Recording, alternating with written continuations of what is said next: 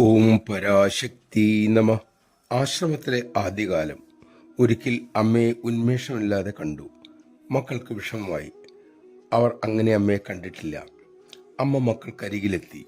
ഒരു മകൻ ചോദിച്ചു, അമ്മയെ ഉന്മേഷമില്ലാതെ കാണുന്നല്ലോ, അത് ഞങ്ങൾക്ക് തോന്നുന്നതാണോ അമ്മേ? അമ്മ മെല്ലെ പറഞ്ഞു, നിങ്ങളെല്ലാം എൻ്റെ മക്കളാണ്.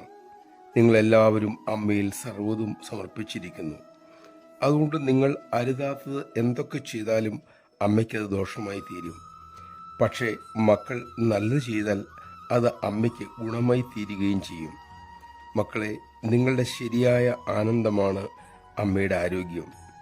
അമ്മയുടെ വാക്കുകൾ കേട്ട് മക്കൾ സമ്മിശ്ര വികാരത്തിലായി. ഒരു മകൻ ചോദിച്ചു, അമ്മേ, ബന്ധങ്ങൾക്കപ്പുറം നമ്മൾ പോകേണ്ടതല്ലേ?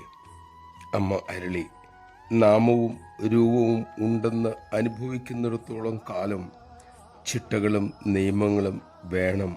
അനുസരിക്കണം മക്കളെ. നമഃശിവായ.